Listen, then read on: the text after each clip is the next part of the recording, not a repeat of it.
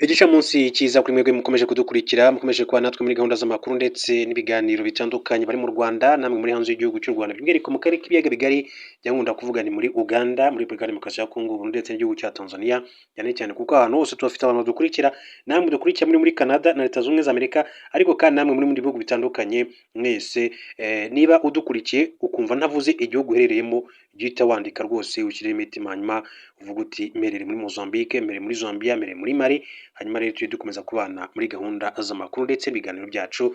Reka rero tuganire kuri amakuru akomeje kugenda avugwa, tugiye guca mu gihugu cya Uganda. Hari amakuru akomeye cyane vuga ngo nyamara uyu muhungu wa perezida Yoweri Kaguta Museveni ibintu yishoyemo ni umuriro, ni ibintu bitoroshye na gatoya. Yitwa Gen Muhoozi Kainerugaba, ni umugaba mukuru w'ingabo z'igihugu cya Uganda, akaba n'umuhungu wa perezida Yoweri Kaguta Museveni uri ku butegetsi, ndetse binavuga yuko ari ushaka kuzamukorera mu ngata. Hari amakuru akomeye cyane aturutse i Kampala mu gihugu cya Uganda ngiye kugarukaho, gusa reka mbanze mbabwire ko Amerika yatangiye iperereza kuri Nike ivugwaho ivangura rikorerwa abakozi b'abazungu. Leta Zunze Ubumwe za Amerika zatangije iperereza kuri sosiyete Nike nyuma y'ibirego bivugwa ko yitwikira politike bwuzuzanye igakorera ivangura abakozi b'abazungu. Komisiyo ishinzwe uburinganire ku murimo yitwa WEOK iri gusuzuma niba Nike yaribasiye abakozi b'abazungu mu bikorwa byayo byo kugabanya abakozi, cyangwa se niba itarabifashije uko bikwiye muri gahunda zayo z'ubujyanama ndetse no kongererwa ubushobozi. Iki kibazo cyafashe indi ntera kuwa gatatu w'iki cyumweru, ubwo iyi komisiyo yitabazaga inkiko ishinja Nike kwanga gutanga amakuru y'ingenzi ajyanye n'abakozi bayo n'izindi gahunda z'imbere mu gihugu. Iyi komisiyo kandi yavuze ko ikeneye ayo makuru kugira ngo imenye niba hari amategeko yaba atarubahirijwe. Nike yahakanye ibivugwa, aho umuvugizi wayo yatangaje ko isosiyete iri gukorana neza n'abari gukora iperereza, kandi ko yamaze gutanga inyandiko zitagira ingano yasabwe kugeza amagingo angaya, nk'uko amakuru akomeza kugenda bishimangira. Hanyuma mu yandi makuru, mbere ko tujya ku nkuru yacu ivuga kuri Gen Muhoozi Kainerugaba, reka mbabwire ko abanyamategeko bashaka guhagarika amasezerano ya Repubulika ya Demokarasi ya Kongo na Amerika ku mabuye y'agaciro. Abanyamategeko b'abanyekongo ndetse n'abahagarariye imiryango iharanira uburenganzira bw'ikiremwamuntu batanze ikirego mu rukiko rwa Repubulika ya Demokarasi ya Kongo rushinzwe kurinda itegeko nshinga, barusaba guhagarika amasezerano y'ubucukuzi bw'amabuye y'agaciro y'iki gihugu kandi cyagiranye na Leta Zunze Ubumwe za Amerika. Ayo masezerano yashyizweho umukono tariki ya 5 Ukuboza 2025, yemerera abashoramari b'abanyamerika kugenzura ibirombe byinshi cyane by'amabuye y'agaciro muri Repubulika ya Demokarasi ya Kongo kugira ngo Amerika nayo izafashe iki gihugu kubaka inzego z'umutekano zacyo. Mu ijoro ryo ku 25 Ukuboza, umushumba wa Kiliziya Gatolika muri Repubulika ya Demokarasi ya Kongo Musenyeri Fulgence Muteba atangaje ko bibabaje kuba Perezida Felix Tshisekedi yaragwatirije umutungo kamere w'igihugu kugira ngo arengere ubutegetsi bwe. Yabwiye abakristu Gatolika birumbashi atese mwari muzi ko twasinye amasezerano y'imyaka 99 yo kubyaza umusaruro umutungo kamere. Ibyo murabizi, mu myaka 99 kandi turabizi ko amabuye y'agaciro atazabaho iteka, nk'uko rero bo babivuga ati ni umutungo wisubira. Ariko ni gute umuntu agwatiriza umutungo w'igihugu imyaka 99?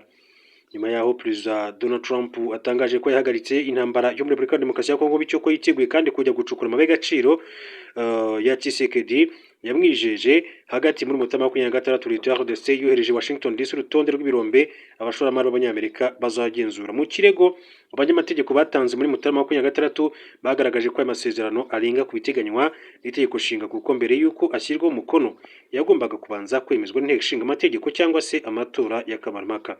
Aba banyamategeko bagaragarije urukiko ko aya masezerano kandi arenga ku ngingo zigenga ubwigenge igihugu gifite ku mutungo kamere wacyo n'irindi teganya ko ibihugu bingana imbere y'amategeko. Maître Jean-Marie Kalonji uri mu batanze iki kirego yagize ati binyuze mu gutanga iki kirego mu rukiko rushinzwe kurinda itegeko nshinga, turi kubahiriza inshingano zacu nk'abanyekongo zo kurinda ubusugire bw'igihugu cyacu no gusigasira umutungo wacu bw'abazadukomokaho. Ikigo cyo muri Amerika kandi giharanira uburenganzira bw'abantu ku mitungo yabo cyitwa Oakland Institute cyatangaje ko ikirego cy'abanyamategeko n'abahagarariye imiryango gifite ishingiro kandi ko cyiteguye gukomeza kubashyigikira. Akaba rero bikomeza kuyumvwa. Ikaze rero muri amakuru yacu mu gihugu cya Uganda. yitwa General Muhoozi Kainerugaba. Uyu ni umuhungu wa Perezida Yoweri Kaguta Museveni, akaba ari umugaba mukuru w'ingabo z'igihugu cya Uganda. Amakuru aturuka i Kampala aravuga yuko uyu muhungu wa Perezida Yoweri Kaguta Museveni, General Muhoozi Kainerugaba, akaba ari umugaba mukuru w'ingabo za Uganda, yikomye Minisitiri w'itumanaho muri iki gihugu Dr. Chris Baryomunsi, nyuma yuko avuze ko bimwe mu byo ashyira ku mbuga nkoranyambaga bibangamira akazi ke. Ibi byatangiye nyuma y'uko Dr. Baryomunsi atangaje ko yabwiye Perezida Museveni ko ubutumwa umuhungu we ashyira ku mbuga nkoranyambaga cyane cyane ku rukuta rwa X bumugora mu kazi ke nk'umuvugizi wa guverinoma. Dr. Baryomunsi yagiye kandi agerageza kenshi gusobanura ndetse no kurengera General Muhoozi Kainerugaba, avuga ko uyu mugaba mukuru w'ingabo akunda gushyira ubutumwa ku mbuga nkoranyambaga kandi ko ibyo akunze kwandika kuri konti ya X atabivuga abishyizeho umutima cyangwa se ngo abe ari byo agambiriye, ahubwo aba ari amashyengo. Ati umugaba mukuru w'ingabo ntavuga mu izina rya guverinoma ya Uganda, ariko akunda gukoresha X akandika ubutumwa akabukuraho, kandi ndizera ko abanya-Uganda bamaze kugira icyo bibwira ku byo yandika. Yakomeje agira ati nk'umuvugizi wa leta rero mbifata nk'ibitekerezo bisanzwe atanga ku mbuga nkoranyambaga binyuze kuri X, kandi nabiganiriyeho n'uwamushyizeho ari we perezida. Nibyo koko ubutumwa bwe bwo kuri X butuma akazi kagorana mu buryo bumwe. Ni ubutumwa busa n'ubwarakaje cyane General Muhoozi Kainerugaba, ndetse bahita kandi batangira guterana amagambo abinyujije kuri X. Asubiza Dr. Baryomunsi yagira ati Baryomunsi umuhemu ntazongera kuba minisitiri ukundi. Baryomunsi nawe yaraza ati navuye kure cyane, ngeze aho ndi kubera ubushobozi bwanjye, si impano z'umuntu. Ndi umuntu wibatse, kandi ati kuba minisitiri si cyo kintu cyiza kurusha ibindi mu buzima. Intego zanjye zirenga ibyo ngibyo kure cyane. Reka dukorere Uganda, murakoze. Nyuma y'ubwo butumwa General Muhoozi Kainerugaba ntiyanyuzwe, kuko yakomeje agira ati ntacyo bitwaye, ubu ntuzongera kuba minisitiri, banza uze unsabe imbabazi unyiyungeho. Baryomunsi ati data yanyigishije kwizera, yansabye kwirinda kunywa inzoga, mba ni muzima amasaha 24 kuri 7 kandi nkita ku kazi. Yampaye ubwisanzure kandi ntabwo ndwaye Peter Pan syndrome.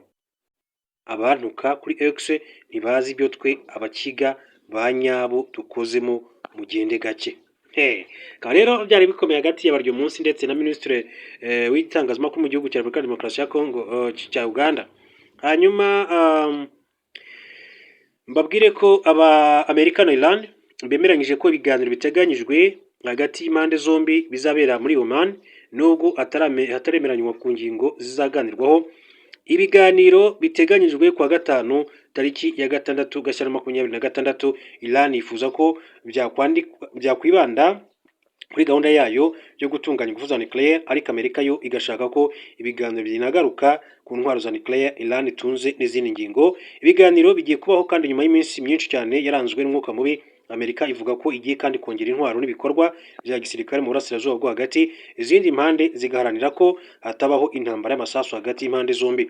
Ukutumvikana ku bigomba kandi kuganirwaho, naho ibiganiro kandi byabera byabanje guteza impungenge ko n'ibiganiro kandi bishobora kutazaba, bigatuma Trump ashyiraho ibihano. Perezida wa Amerika Donald Trump yabajijwe na NBC niba umuyobozi w'ikirenga wa Iran Ayatollah Ali Khamenei akwiye kugira impungenge, asubiza ko agomba kugira impungenge ndetse cyane ni ngombwa. Trump yavuze ko Iran hari ibyo bari kumvikana, ariko ntiyatanze amakuru arambuye abyerekeyeho.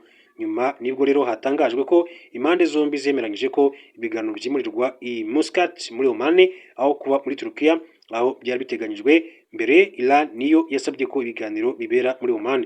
Kuwa 4 Gashyantare 2026, umunyamabanga wa Leta Zunze Ubumwe za Amerika ushinzwe ububanyi n'amahanga Marco Rubio yabwiye itangazamakuru ko niba Iran ishaka ibiganiro twe turiteguye, ariko ashimangira ko ibiganiro bigomba no kugaruka ku bisasu bya nucleaire ndetse na misile kirimbuzi Iran ifite. Hakanaganirwa kandi no kubafasha Iran iha imitwe yitwaje intwaro irwanira mu burasirazuba bwo hagati. Reuters mu ntamakuru by'Abongereza yanditse ko hari umwe mu bayobozi bakuru muri Iran wavuze ko ibyerekeye gahunda y'ingufu za nucleaire bitari bizaganirwaho, mu gihe undi yavuze ko kuba Amerika kandi itsimbaraye ku kuganira ku ngingo zitajyanye n'ingufu za nucleaire bishobora kandi kudobya ibiganiro, nk'uko amakuru akomeza kugenda bishimangira. Byinshi rero biba bikomeza kugenda bivugwa muri aya makuru atandukanye hirya no hino. Nyuma reka amakuru yacu mbabwire ko Mu bindi bivugwa ni uko umutwe witwaje intwaro muri Nigeria bikekwa ko ari uw'abahezanguni b'abayisilamu wagabye ibitero mu duce tubiri muri leta ya Kwara muri Nigeria bihitana abantu bagera kuri 62. Ibitero byagabwe mu gace ka Wolo ndetse na Noko. Depite Mohamed Omar Bio uhagarariye aka gace mu nteko ishinga amategeko yabwiye AP ko ibitero byagabwe n'umutwe wa Lakurawa ukorana n'uwa Islamic State. Umunyamabanga w'umuryango utabara imbabare muri leta ya Kwara Audeji Emmanuel Babaomo yavuze ko bitashoboye kugera ahagabwe ibitero kuko ari mu bice by'icyaro, no kuvuga amasaha 8 uvuye mu murwa mukuru w'iyi leta, hakaba kandi hafi y'umupaka wa Nigeria ndetse na Benin. Guverineri wa leta ya Kwara Abdulrahman Abdulrazak yavuze ko ibitero bigaragaza ubugwari bw'imitwe y'iterabwoba ishaka kwihorera ku bikorwa by'ingabo za leta bigamije kandi kuyigisha uruhindu muri leta. Wa gatatu Gashyantare 2026 abandi bantu 13 biciwe mu gace ka Doma muri leta ya Katsina. Nigeria imaze imyaka yugarije n'ibibazo by'umutekano muke biterwa n'imitwe itwaje intwaro irimo Boko Haram, Islamic State n'indi myinshi cyane ihora ishimuta abantu abandi ikabica hirya no hino mu gihugu cyane. Tariki ya 5 kwezi kwa 2026 n'amakuru menshi azindutse avugwa, ariko ay'ingenzi turaza kwibanda ku nkuru itunguranye izindutse ivugwa kuri General Patrick Nyamvumba. Uyu yahoze umugaba mukuru w'ingabo z'igihugu cy'u Rwanda, ariko ngubu akaba ari ambassadeur w'u Rwanda cyangwa se uhagarariye inyungu z'u Rwanda mu gihugu cya Tanzania. Hari andi makuru akomeye kandi perezida wa Iran, turaza kureba amakuru akomeje kugenda atangaza, ndetse kandi turaza kureba inkuru y'agahinda, inkuru y'akababaro cyane y'ibyabereye mu karere ka Ruhango mu ntara y'amajyepfo mu gihugu cy'u Rwanda. Mu buryo kandi bw'inshamake ndaza kubabwira ko witwa Bill Gates yigaramye ubutumwa bwa Jeffrey Epstein bw'uko yanduriye indwara mu busambanyi.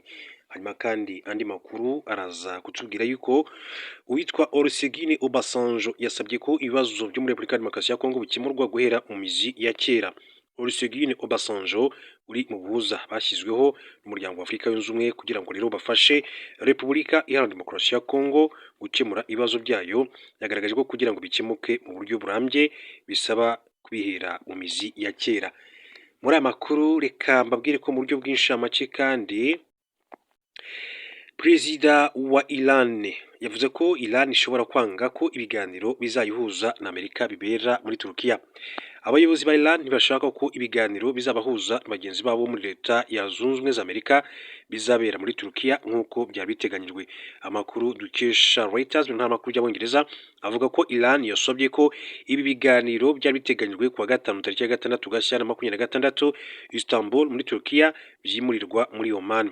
Ikindi ngo nuko abayobozi ba Iran bashaka ko ibizaganirwaho bigabanywa, ibiganiro bikazibanda gusa ku kibazo cy'ingufu za nuclear ishaka, ariko Amerika ikaba ikomeje kandi kuzigaragazaho impungenge.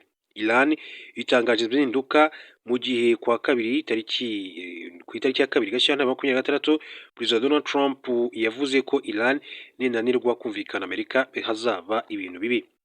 Ibi biganiro bitegerejwe mu gihe kandi umwuka ukomeje kuba mubi hagati ya Iran na Amerika, bipfa ahanini umushinga wa Iran irimo rero wo gutunganya ingufu za nuclear zikoreshwa muri gahunda z'iterambere ry'igihugu. Ibi Amerika itemera, ahubwo igashimangira ko iki gihugu gishaka izi ngufu ngo kizikoreshe mu gukora intwaro kirimbuzi. Ibintu byarushaho kandi kuba bibi ubwo mu mpera z'umwaka ushize muri Iran havukaga imyigaragambyo y'abatishimiye ibibazo by'ubukungu iki gihugu kirimo, ariko ubuyobozi bw'i Tehran bukaza kuvuga ko ifitwemo akaboko na Leta Zunze Ubumwe za Amerika na Israel. Amerika yavuze ko yiteguye kurasa Iran mu gihe cyose yahohotera abayigaragambya. Nubwo umunsi w'ibiganiro wegereje, ibintu ntibirajya mu buryo, kuko ku itariki ya 3 Gashyantare 2026 ingabo za Amerika zatangaje ko zarashe drone ya Iran yasatiraga ubwato bwazo bw'intambara bwa Abraham Lincoln muri nyanja y'Abarabu, nk'uko amakuru akomeza kugenda abishimangira.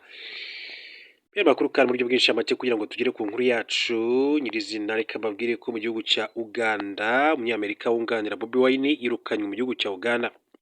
Inzego z'umutekano za Uganda zirukanye umunyamategeko ukomoka muri Leta Zunze Ubumwe za Amerika wunganiraga umunyapolitiki Robert Kyagulanyi Ssentamu uzwi nka Bobi Wine utavuga rumwe n'ubutegetsi bwa Perezida Yoweri Kaguta Museveni mu gihugu cya Uganda.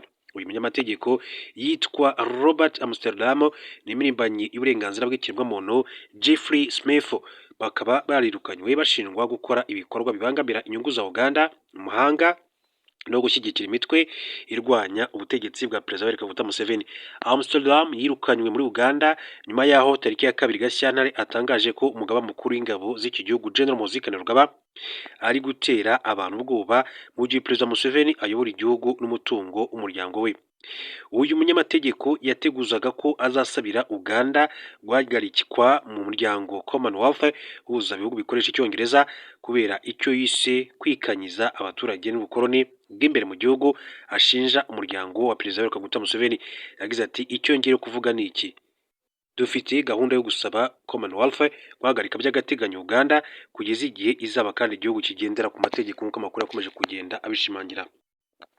Hanyuma kandi mu makuru mu buryo bw'inshamake akomeje kugenda avugwa, reka mbabwire ko makuru mu buryo bw'inshamake kugira ngo twihute ducunguze uburyo umwete, mbabwire ko NATO yijeje Ukraine kuyohereza ingabo. Umunyamabanga mukuru w'umuryango wa NATO Mark Rutte yatangaje ko ibihugu biri muri uyu muryango bizohereza ingabo muri Ukraine mu gihe intambara hagati y'iki gihugu n'Uburusiya izaba yarangiye. Inshuro nyinshi Perezida wa Ukraine Volodymyr Zelensky akaba rero yakunze gusaba ko NATO yamwoherereza ingabo zo guhangana n'Uburusiya nk'uko amakuru abivuga. Uko rero amakuru akomeza kugenda abivuga, ibihugu by'i Burayi nabyo byakomeje kandi gusaba koherezaho ingabo, bibifata nk'uburyo bwo gushyiraho umutekano w'igihe kirekire wa Ukraine. Icyakora Moscow yakunze kuvuga ko kohereza ingabo z'ibihugu byo mu burengerazuba byatuma intambara irushaho gukara, ndetse bikaba kandi bishobora gutuma Uburusiya bujya mu ntambara byeruye na NATO. Ku itariki ya 3 Gashyantare 2026 ubwo yari mu nteko ishinga amategeko muri Ukraine, Mark Rutte yagize ati ibihugu bimwe byo mu Burayi byatangaje ko bizohereza ingabo muri Ukraine igihe amasezerano yo guhagarika intambara yagezweho.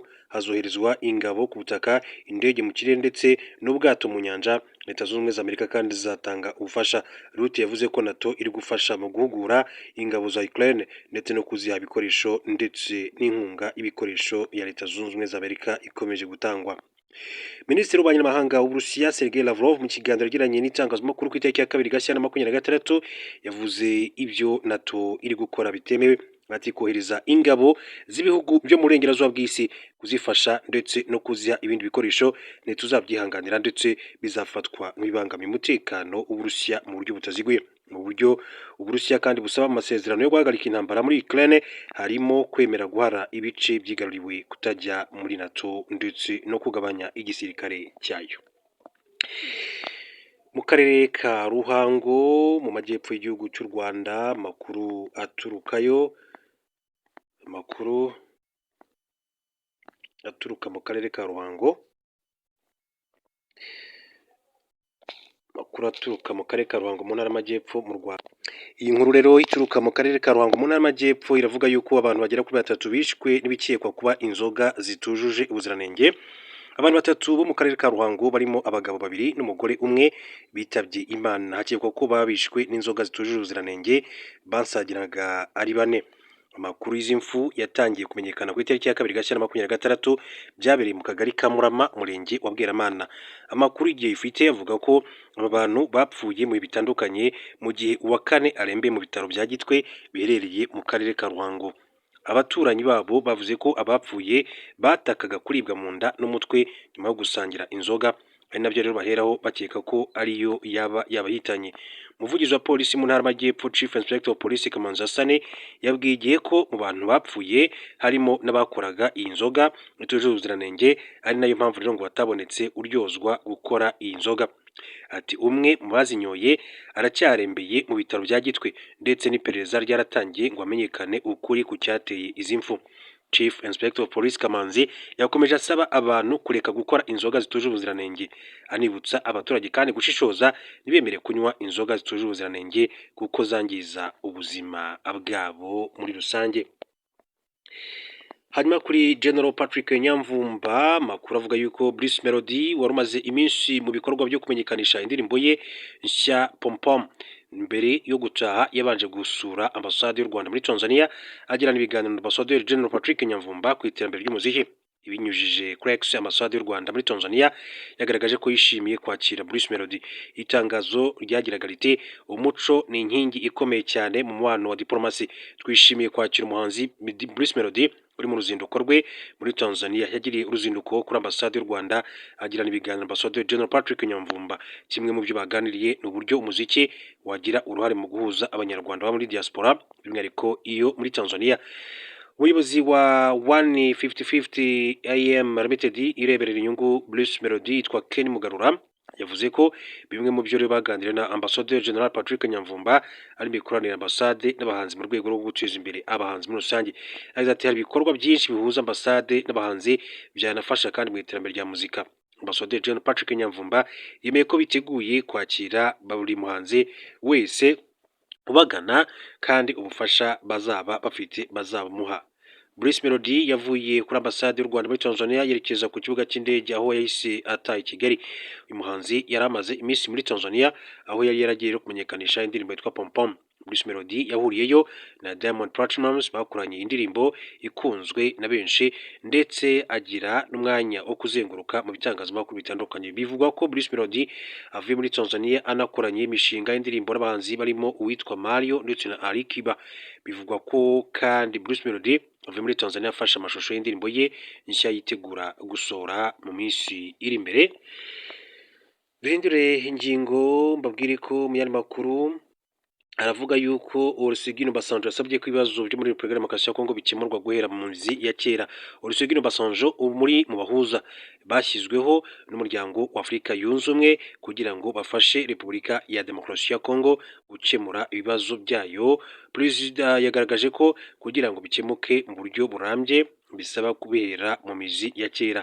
Ubwo we na bagenzi be bagize inteko y'abahuza ya African Union baganiraga na Perezida Yoweri Kaguta Museveni wa Uganda ku itariki ya 3 Gashyantare 2026. Olusegun Obasanjo yasobanuye ko ikibazo kiri muri Repubulika Demokarasi ya Kongo ari icy'imicungire y'abantu bafite ibyo badahuje no kutabana neza n'ibihugu by'abaturanyi. Olusegun Obasanjo abaye umusirikare ukomeye yasobanuye ko yageze muri Repubulika Demokarasi ya Kongo mu mwaka w'1960 ubwo abarwanyi barimo Moise Chombe